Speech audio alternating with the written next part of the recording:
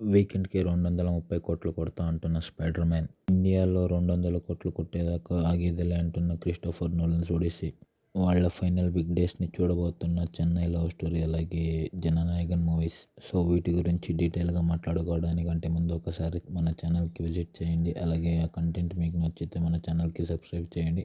అలాగే వీడియోకి లైక్ చేసి మీ ఫ్రెండ్స్కి షేర్ చేయండి. అలాగే నెక్స్ట్ కంటెంట్ పైన వీడియో కాల్లో కామెంట్ చేయండి.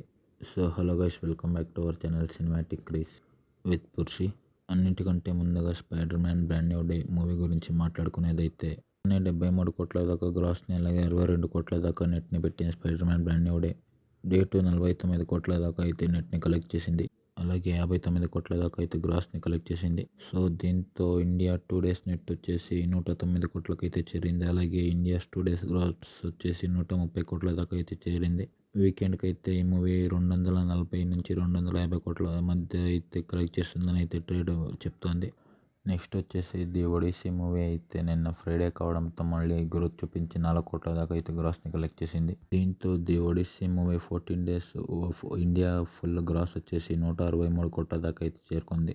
సో ఈ మూవీ అయితే ఈ వీకెండ్లో 180 కోట్ల మార్క్ని అయితే దాటేస్తుందనే చెప్పాలి. అలాగే ఫైనల్ రన్ 210 క్రోర్స్ ప్లస్ అయితే ఉంటుందని అయితే ట్రేడ్ వర్గాలు చెప్తున్నాయి. అయితే highest gross for any Christopher Nolan movie in ఇండియాగా అయితే చెప్పుకోవచ్చు. ఇక జననాయకన్ విషయానికి వస్తే నిన్న ఫ్రైడే కావడంతో ఈ మూవీ మళ్ళీ గ్రోత్ చూపించిందనే చెప్పాలి. మరి పెద్ద గ్రోత్ అయితే కాదు. డే 8 2,80,00,000 దాకా అయితే షేర్ని కలెక్ట్ చేసింది. డే 9 అయితే అది 2,90,00,000 దాకా అయితే చేరుకుంది. సో దీంతో వరల్డ్ వైడ్ షేర్ వచ్చేసి 123 కోట్ల దాకా అయితే కలెక్ట్ చేసింది. అలాగే 170 కోట్ల దాకా అయితే గ్రాస్ని కలెక్ట్ చేసింది వరల్డ్ వైడ్గా. ఈ మూవీ బ్రేక్ ఈవెన్ వాల్యూ వచ్చేసి 203 కోట్లు కావడంతో ఈ మూవీ బ్రేక్ ఈవెన్ కోసం అయితే ఇంకా 79 కోట్ల దాకా అయితే షేర్ని కలెక్ట్ చేయాలి. చూడాలి, ఈ వీకెండ్ ఆ 9 కోట్ల నెంబర్ని కలెక్ట్ చేసినా కూడా ఇంకో తర్వాత 70 కోట్ల దాకా అయితే షేర్ని కలెక్ట్ చేయాల్సి ఉంటుంది. చూడాలి మూవీ తర్వాత బాక్స్ ఆఫీస్ దగ్గర ఎలా పర్ఫామ్ చేస్తుందో. సో ఇక finally Chennai love story movie గురించి మాట్లాడేదైతే నిన్న ఫ్రైడే కావడంతో ఈ మూవీ కూడా స్లైట్గా అయితే గ్రోత్ చూపించిందని చెప్పాలి. వరల్డ్ వైడ్ షేర్లో అయితే ఏం తేడా లేదు, కానీ గ్రాస్ అయితే 5 లక్షల దాకా ఎక్కువ కలెక్ట్ చేసిందని చెప్పాలి. నిన్న 9th డే కావడంతో చెన్నై లవ్ స్టోరీ మూవీ 1 కోటి దాకా అయితే షేర్ని కలెక్ట్ చేసింది వరల్డ్ వైడ్గా.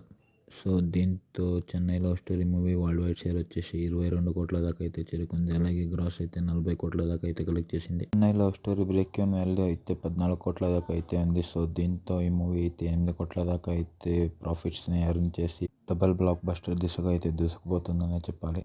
సో చూడాలి, ఈ 4 మూవీస్ అయితే ఫైనల్గా ఎంత కలెక్ట్ చేస్తాయో. So that's it for this video guys. ఈ వీడియో కానీ మీకు నచ్చితే మన వీడియోకి లైక్ చేయండి. అలాగే మీ ఫ్రెండ్స్కి కూడా షేర్ చేయండి. నెక్స్ట్ ఏ కంటెంట్ పైన వీడియో కావాలో కామెంట్ చేయండి.